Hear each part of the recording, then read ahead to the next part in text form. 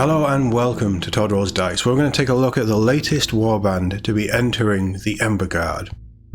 The Knives of the Crone bring elven guile to Warhammer Underworlds. So it's nice that Underworlds is getting some new stuff. We're still waiting on Warcry. I wonder what's going on with that. Might be dead. It's been so long. But let's focus on this one, shall we? Because they're definitely some interesting models. The battle still rages in the catacombs below Embergard, and yet another new warband is joining the Warhammer Underworlds roster alongside a new Rivals deck. These are Daughters of Cain, or so they appear. In truth, the Knives of the Crone are followers of Morai-Heg, the elven goddess of prophecy, dispatched on secret business by their inscrutable patron. So that's the models. They're a warband of 4. 3 of them I think are fine, bordering on good. Not sold on the seer. The head just looks completely off, but we've got a better look at the models below.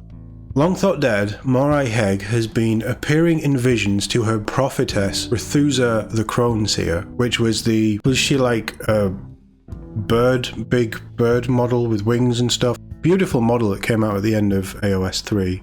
But they're obviously building into her and adding more to her story. I think we're probably leaning towards some sort of civil war between the factions. The Daughters of Cain.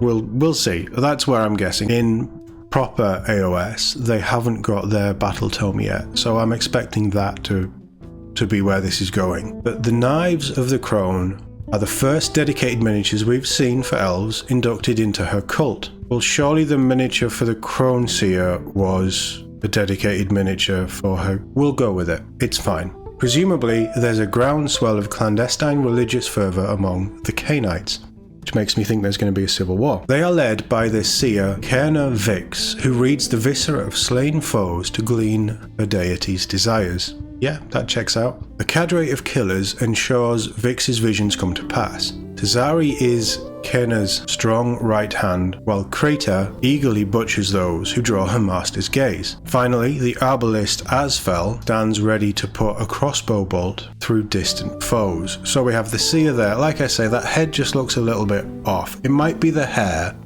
I don't think it is.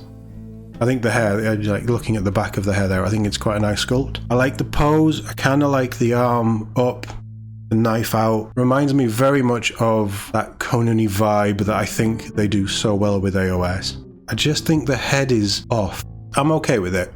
There's something off about it. That one I think is brilliant, with the wings just strapped to her arms. Maybe she can glide. I doubt she can fly. Maybe she has like a faster movement or something. But that's quite a cool miniature, I like that. And then these two I've got no problem with. So I thought the Daughters of Cain were all female, but that's obviously not a female. They all look quite Vulcan, don't they? They've got the severe eyebrows. Yeah.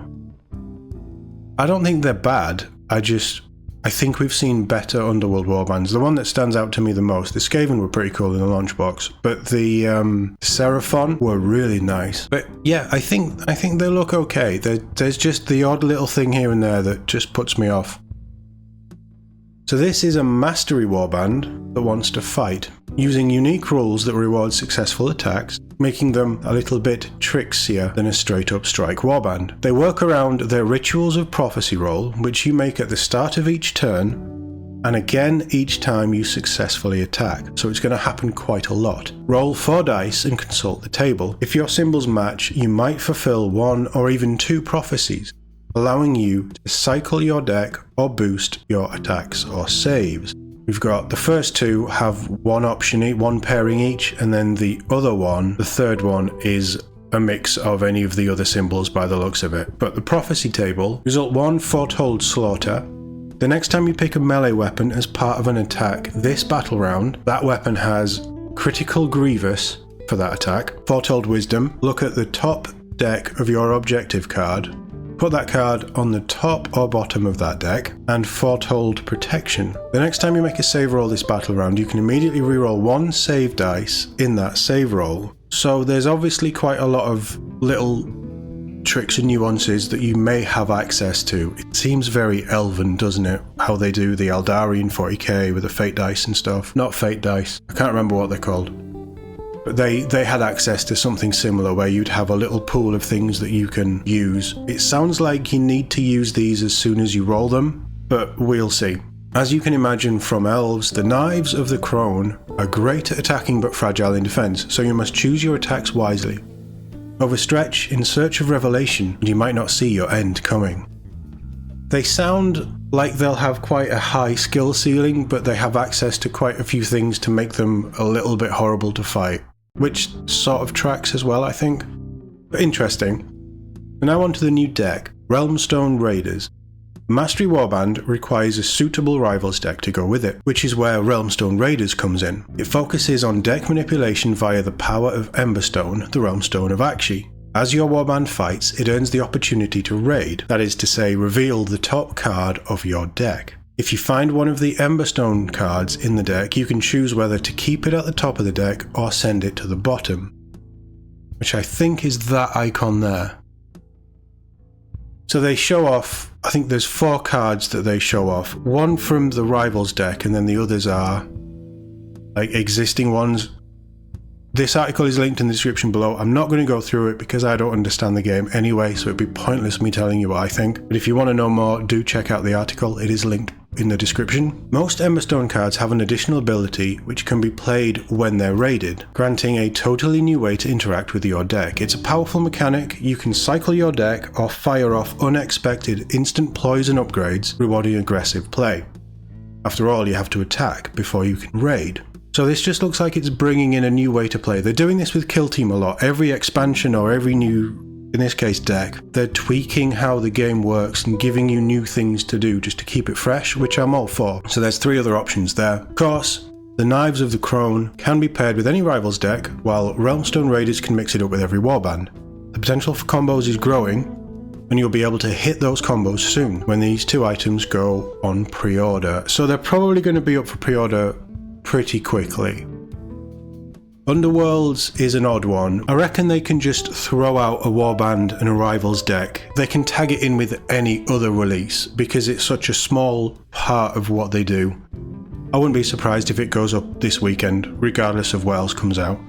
But I'd expect in the next couple of weeks, probably out by the end of May. We're probably due... The Rivals decks are kind of like the Kill Team expansion things, aren't they? Underworlds, well, Embergard, the new version of Underworlds, is what, 6 months old now? So we're probably not due anything new for the next 6 months. But yeah, they're giving the game quite a bit of love, and obviously the rules, don't know how big the rules team is, but they keep tweaking things and changing things and adding in new ways to play, making new decks that you can interact with. So they're really trying to keep this alive. I do wonder how well received it's been. Initially, when the first starter box came out, I heard good things, and then it just kind of quietened down. I don't know how many people play this, but I think this is probably more of a set it up on your dining table. It's a small board, it's quick, easy to do.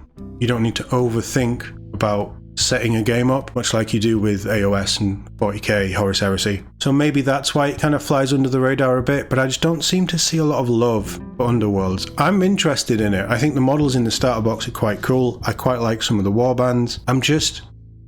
I haven't seen anything that's made me want to really take the plunge yet. So if you play Underworlds, if these look good, if any of the rules make sense to you, let me know what you think. Is it something that might be worth covering on the channel in the future? Because I'm always looking at things, and I do like a little bit of fantasy. So let me know in the comments. As always, thank you very much for watching, and I'll see you all in the next one.